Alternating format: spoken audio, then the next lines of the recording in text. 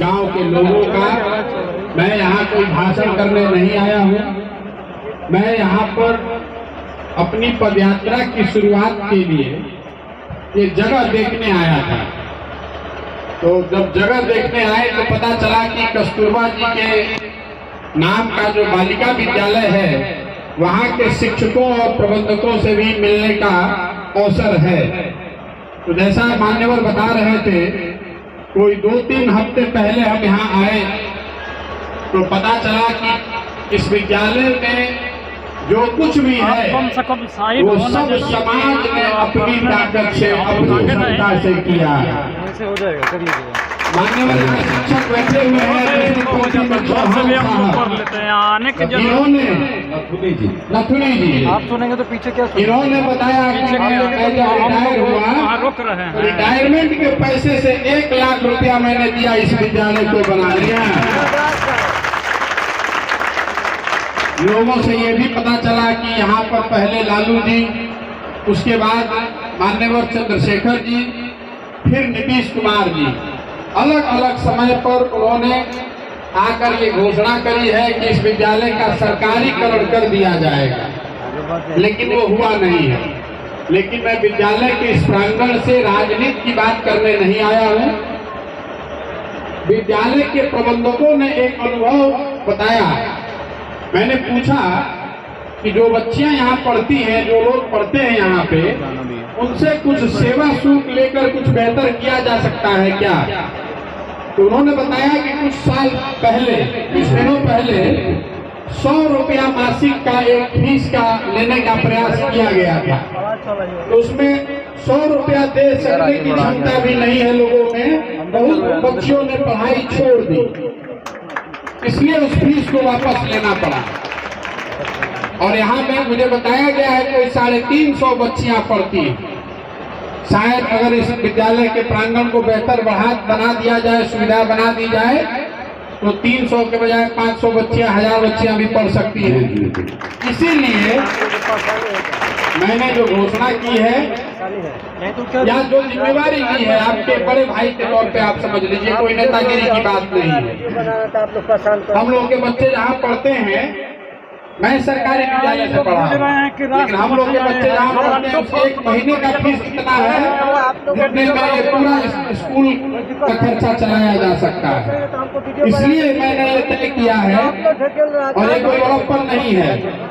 इसलिए कहा कि जब तक सरकारीकरण न हो जाए, और सरकारीकरण कराने के दिशा में भी प्रयास हो रहा है। हमारे साथ द्विवेदी जी बैठे हुए हैं, कैबिनेट सेक्रेटरी में, यहाँ कैबिनेट सेक्रेटेरिएट में थे, IAS पदाधिकारी थे, यहाँ से ये लगे हुए हैं कि इसको सरकारीकरण कराने में क्या कुछ किया जा सकता है। लेकिन सरकारीकरण हो या न हो, आपके पढ़ने की जिम्मेवारी हम पर है।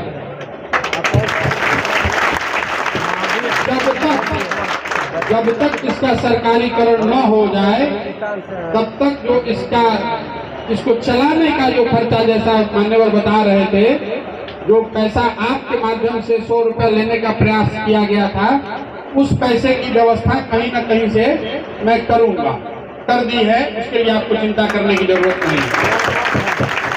लेकिन बड़ी बात क्या है, ये विद्यालय जीता जागता उदाहरण है कि क्यों पदयात्रा करने की जरूरत है। हर पंचायत में, हर ब्लॉक में, हर गांव, हर शहर में इस तरह की समस्याएं आपको मिलेंगी, जहां सब कुछ होते हुए भी कुछ नहीं है। यहाँ समाज ने 3.5 एकड़, करीब 3 एकड़ जमीन दिया है।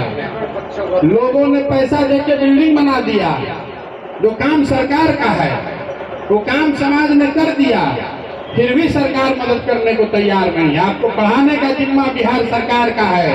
आप और हम जो टैक्स देते हैं वो इसीलिए देते हैं कि आपको सरकार पढ़ाए, मुफ्त में शिक्षा दे। संविधान में ये बात लिखी गई है, आपको मुफ्त में पढ़ाकर कोई एहसान नहीं कर रहा है। तो मैं एक जो बात आपको बता रहा हूँ, ये 3500 किलोमीटर की पदयात्रा क्यों कर रहे हैं? इसलिए कर रहे हैं कि हर गांव, हर पंचायत, हर शहर में बहुतेरे ऐसे उदाहरण मिलेंगे जो 10,000, 20,000, 50,000, 1 लाख रुपए के लिए या कुछ प्रयास के लिए या कुछ मदद की वजह न मिलने की वजह से परेशानी का सामना कर रहे हैं। उनकी पहचान की जाए, उनकी मदद की जाए, ये भी इस पूरे पद यात्रा का उद्देश्य है। अगर हम यहाँ आए ही नहीं होते तो चाहे जितने बड़े विद्वान हैं, जितने बड़े शिक्षाविद हैं, हमको क्या पता चलेगा कि आपकी परेशानी क्या है। इसीलिए तय किया है कि गांव-गांव जाएंगे, पता चलेगा कि कहाँ विद्यालय की समस्या है, कहाँ अस्पताल की समस्या है, कहाँ पर सड़क नहीं है, कहाँ पर खाद नहीं है, कहाँ पर बीज नहीं मिल रहा है, कहाँ पर लोगों के तो जमीन जो सरकार ने दिया है उसका पेपर नहीं, पर्चा नहीं फट रहा है।